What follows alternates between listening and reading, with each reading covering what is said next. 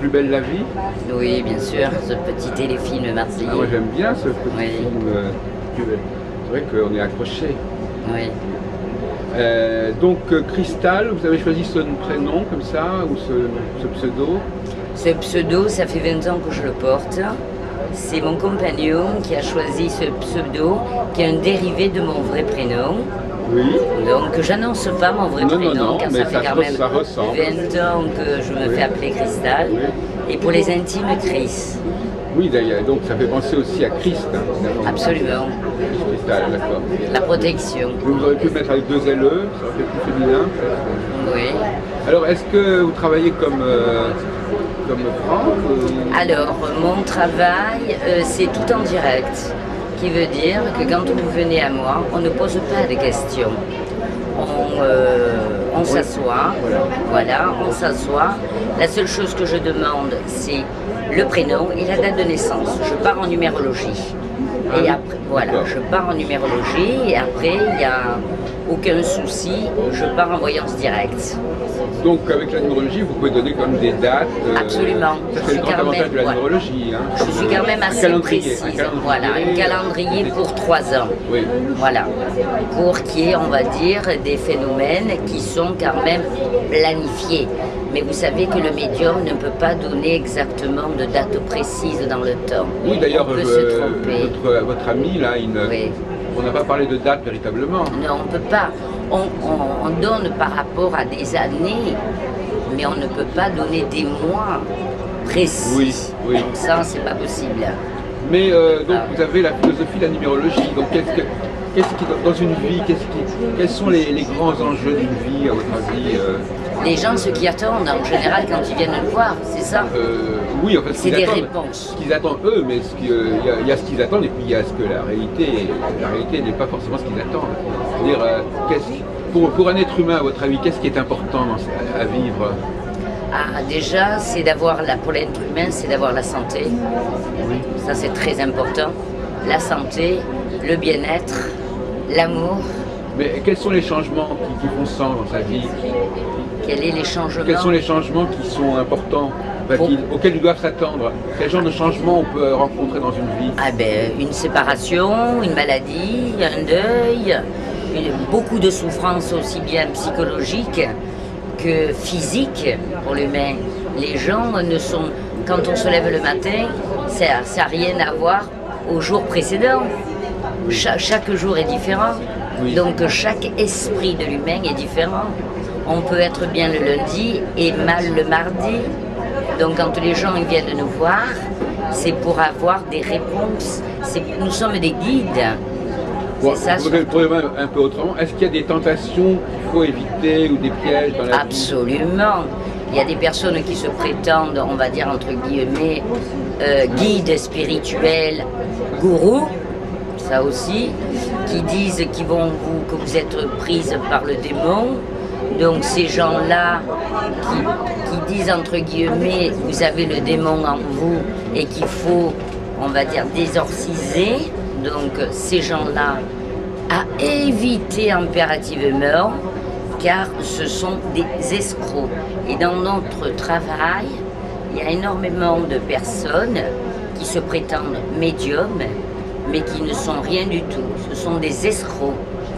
Et ces gens qui font de la sorcellerie, qui prennent de l'argent avec des sommes très importantes à des gens en perdition, qui sont mal, aussi bien dans le cœur que dans l'esprit. Ça n'a fait qu'aggraver leur cas. Absolument, au contraire, ils se retrouvent démunis de leur argent et psychologiquement, ça ne change pas. Vous comprenez ce que je veux dire? Donc c'est à éviter ces gens-là, à éviter impérativement. Mais quand même, vous êtes quelqu'un de croyant, ah apparemment. Oui, pratiquante aussi. Pratiquant, et donc Absolument. par conséquent, vous croyez à la force de la prière, quelque Absolument, part, malgré oui. tout. C'est ce que me disait aussi Franck, il disait que on pouvait annoncer des choses, mais on pouvait également éviter que ça soit trop grave, ou prier pour que ça soit pas trop Absolument, il y a des gens qui viennent me voir en me disant, Christine, n'oubliez pas de faire une prière pour moi. C'est absolument, car je suis une chrétienne pratiquante, je vais à la messe, je lis la messe. Oui, puis il y a le culte des saints aussi, il y a des gens qui... Donc ça n'est pas pour vous ça peut se faire, ça. Oui. Ça oui.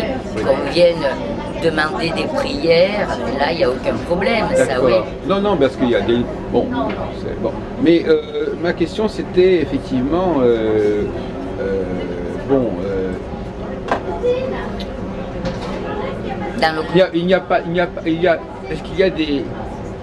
Qu'est-ce que vous cherchez quand vous avez quelqu'un en face de vous? Qu'est-ce que vous cherchez à comprendre? Je ne cherche rien. Ah. Je ne cherche rien.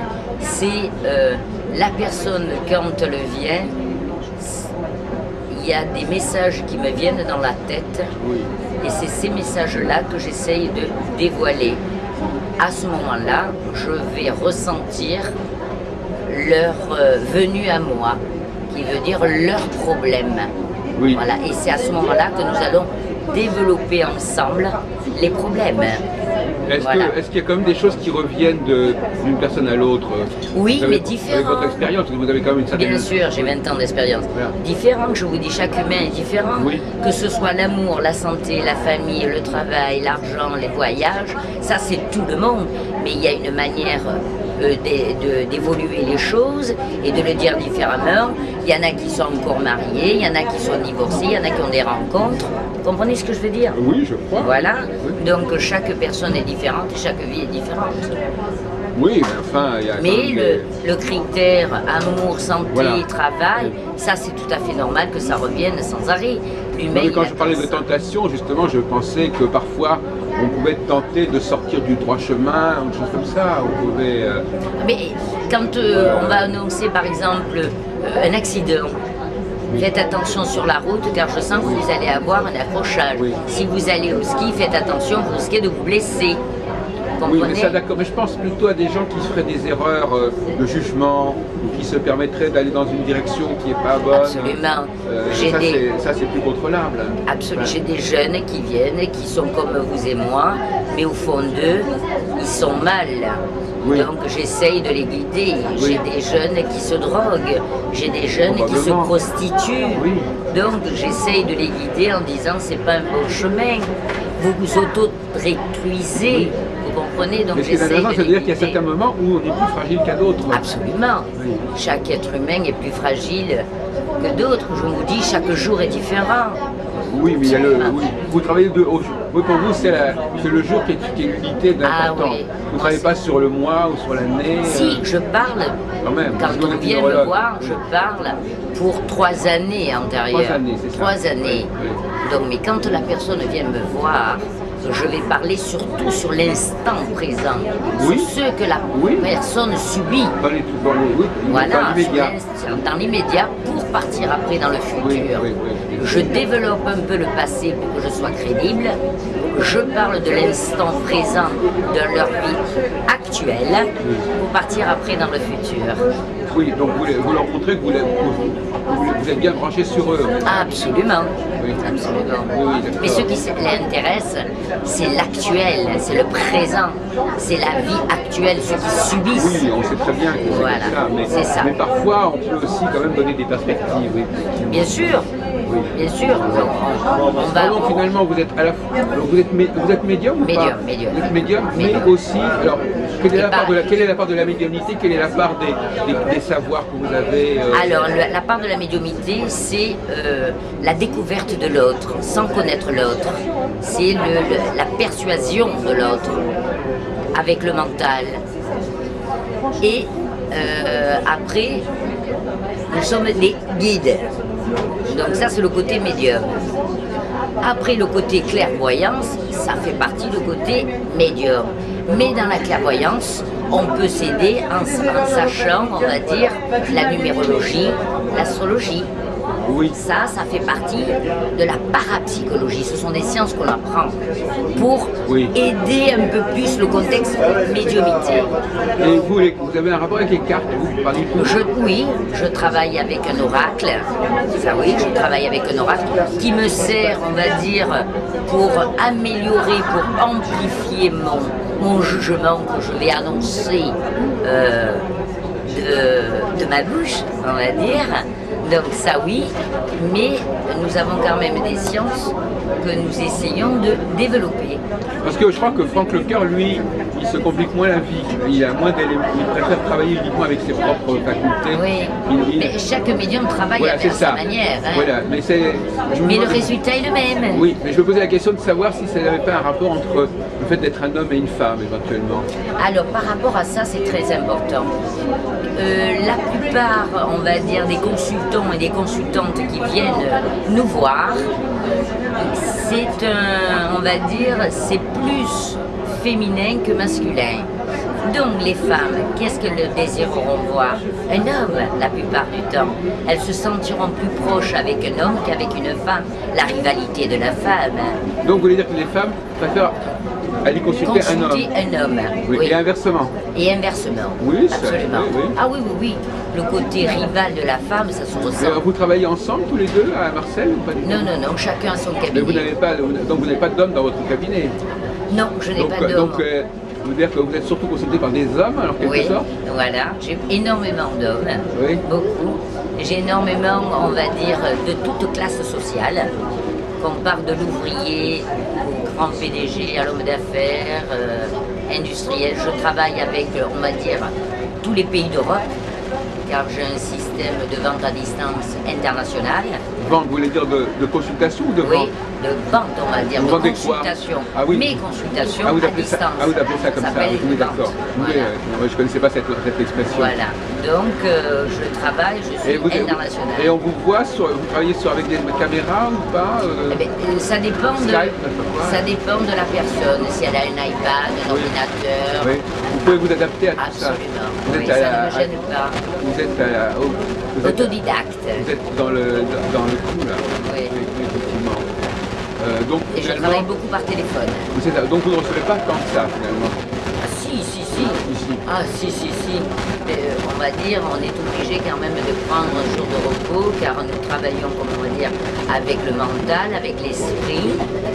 Alors une dernière question, c'est comment vous vivez ce genre de salon alors Moi très bien, j'ai l'habitude. Oui. Au contraire, ça me fait rencontrer c'est un peu des gens. différent, ça se passe autrement que dans ça pour moi c'est un petit salon. Ah, oui. Quand je fais les foires internationales, qui veut dire il y a tous les pays. Mais les foires internationales qui ne sont pas uniquement concentrées sur la voyance. Voilà. Ah, vous aimez bien être dans les foires internationales, vous êtes le médium de la foire en question? Non, nous sommes plusieurs. Il y a un coin? Voilà, dans un coin. Ah, il y a des coins comme ça, un salon dans un coin. Voilà, il y a dans une grande foire internationale, il y a, on va dire, des petites salles que nous louons et nous nous retrouvons entre 10-15 voyants, voilà, dans ces très grandes foires. Et vous organisez ça ou vous faites... Oui, je suis organisatrice de salon aussi. Donc on peut vous contacter. Je donne des cours de tarologie, de numérologie aussi. Mais pas de voyance quand même. J'apprends la tarologie, je donne. Oui, non, mais non, parce qu'il y a des gens qui font des séminaires pour réveiller la... Oui, mais ça s'appelle l'acuité sensorielle. L'acuité sensorielle. Absolument. Je fais développer l'acuité sensorielle, mais il faut que la personne, quand elle vient à moi, il faut qu'elle ait déjà des sens. On ne peut pas faire développer l'acuité sensorielle à une personne si déjà elle n'a pas un pressenti. Voilà. Très bien, oui. Donc effectivement, on peut passer par vous pour rentrer dans la profession, absolument, à la fois pour se former.